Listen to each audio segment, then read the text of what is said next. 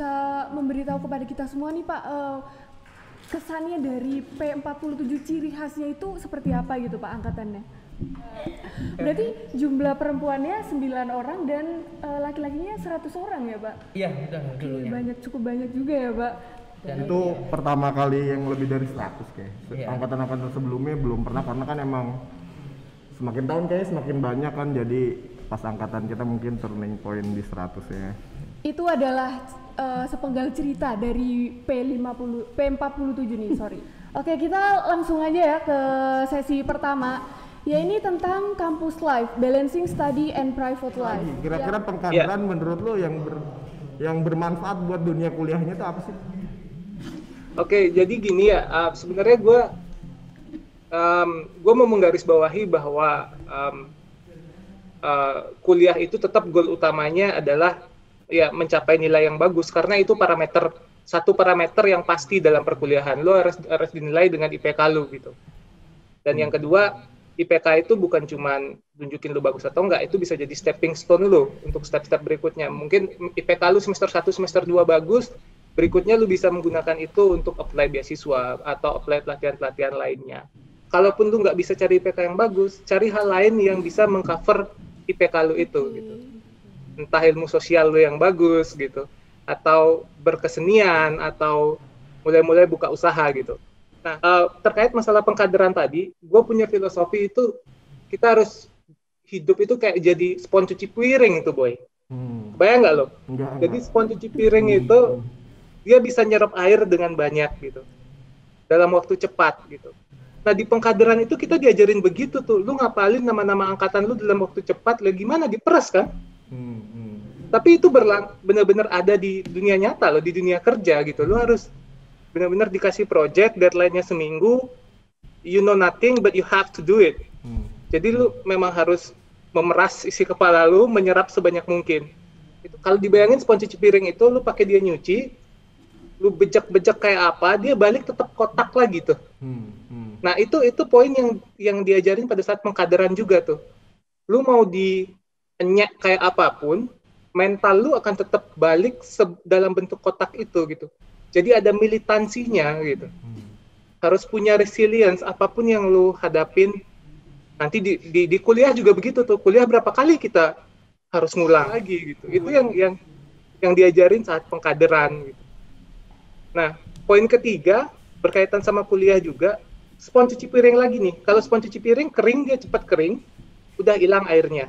Jadi lu juga gitu, pada saat pengkaderan, lu kesel sama orang kayak gimana pun, seiring berjalannya waktu ya udah hilang aja itu kesel gitu. Nggak boleh mendem yang namanya kekesalan sama teman angkatan, sama senior gitu. Jadi itu sih boy, kalau lu mau nariknya pengkaderan ke masa kampus, ya filosofi cuci piring itu 3 hal itu hasilnya. Teman-teman kita yang dari luar kota atau luar Jawa bahkan gitu ya, datang ke ITS atau ke Surabaya itu kan mereka nggak punya siapa-siapa. Ada yang nggak punya siapa-siapa ya. Dari pengkaderan itu kan kita diajarin buat bergantung, benar-benar bergantung sama angkatan kita gitu. Diapa-apain pun bareng-bareng, terus kita mencari solusi pun sama-sama. Jadi selama kuliah, gue cuma mau cerita buat teman-teman mahasiswa baru atau yang lagi kuliah, strategi yang paling utama itu habitnya harus dibentuk. Kalau boleh sharing, selama aku kuliah itu memang aku punya habit untuk selalu mengatur jam kerjaku kapan gitu. Kemudian yang berikutnya jangan lupa hura-hura gitu. Itu penting sih kalau buat saya. Gue mau cerita ini deh, filosofi dari dosen-dosen yang gue terima. Yang pertama dari Pak Yoyo, dia selalu bilang belajar untuk gagal, tapi jangan gagal untuk belajar gitu. Dan yang kedua dari Pak Firmanto Hadi gitu. Jadi dia tuh marah-marah karena anak-anak sekarang curiosity-nya kurang gitu. Nah itu yang gue pegang. Dia selalu menekankan kita harus punya curiosity. Yang berikutnya dari dosen favorit saya, Bu Tita nih. Gitu. Saya tanya, Ibu kenapa baik banget sih sama mahasiswa gitu. Dia bilang satu hal, the secret of happiness is sharing gitu. Terakhir dosen wali saya nih dari Pak Buana gitu. Dia selalu bilang sama saya, kalau kamu ngadapin masalah, tanyakan pada dirimu sendiri yang mana yang bakal lebih menyesal kalau tidak kamu ambil gitu. Jadi bukan kamu lihat benefitnya untuk memilih sesuatu, tapi kamu lihat level penyesalannya kalau option itu tidak kamu ambil gitu. Betul, ya, ya. Jadi itu sih kalau balancing campus life, social life, keep hura-hura, keep study hard, party harder. Nah, di topik selanjutnya ini kita ada networking. Itu organisasi bisa berpengaruh ke mental work life atau tidak? Halo, assalamualaikum warahmatullahi wabarakatuh. Organisasi bisa dibilang tidak mudah dan bisa juga dibilang tidak berat-berat amat sebenarnya. Menjalani sebuah organisasi adalah bagaimana kita cara membangun komunikasi dengan. Mungkin yang bisa saya sharing adalah salah satu yang menarik di kala itu di Matikpal adalah ketika kita mencari dana sampan mungkin. Pokoknya berangkat aja bawa kertas bawa ketemu semua alumni, ketemu berbagai macam latar belakang alumni. Mereka masih kenal kita dengan membawa P itu teman-teman. Saya dulu nggak percaya ketika dibilang SD saya P ini akan bermanfaat kemana-mana, P ini akan bisa teman-teman gunakan ketika di dunia kerja. Ternyata benar gitu.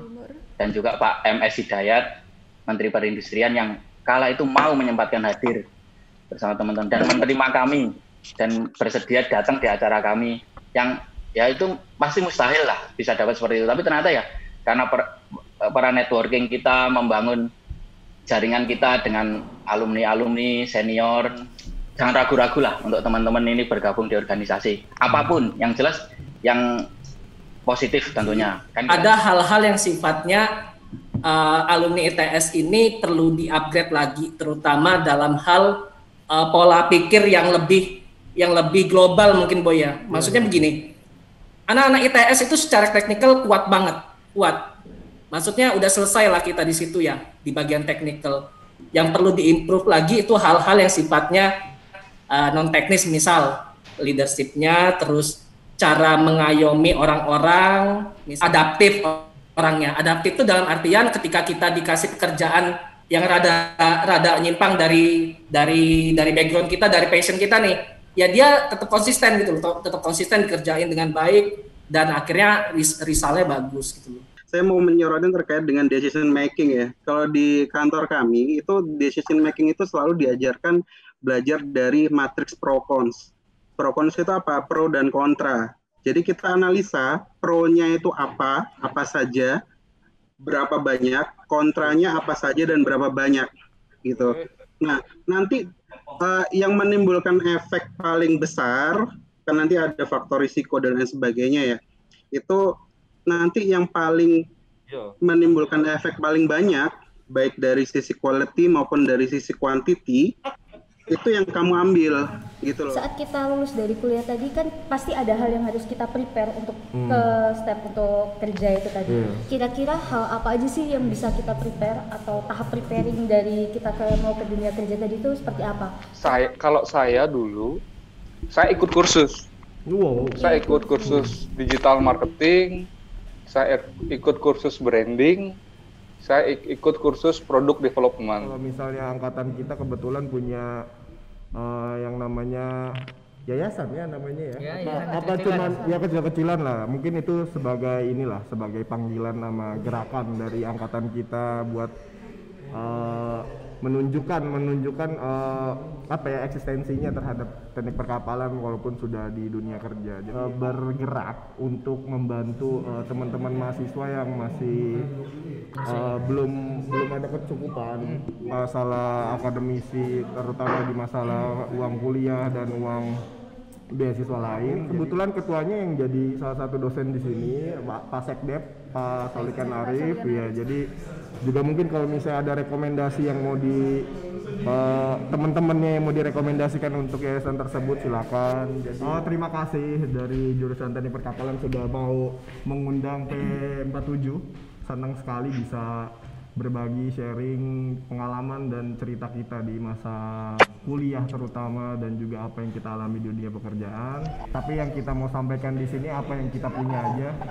Jadi mudah-mudahan bisa berguna buat teman-teman mahasiswa ataupun mungkin lebih luasnya lagi halayak ramai yang mendengar. Mungkin itu untuk hari ini ya Lusrum ke-12 yang kita ngundang P47 kayaknya sudah berakhir nih ya, sayangnya sudah berakhir ya Mbak Juli. Dan terima kasih buat Mas Mbak P47 yang sudah berkenan untuk hadir, meluangkan waktunya. Terima kasih juga buat Mas Mbak dari PP yang lain dan juga teman-teman dari mahasiswa angkatan 2020 maupun P59. Terima kasih juga kepada dosen ataupun tendik yang sudah berkenan hadir. Jadi saya rasa sekian dari saya dan rekan saya, Mbak Juli. Kurang lebihnya mohon maaf. Wassalamualaikum warahmatullahi wabarakatuh.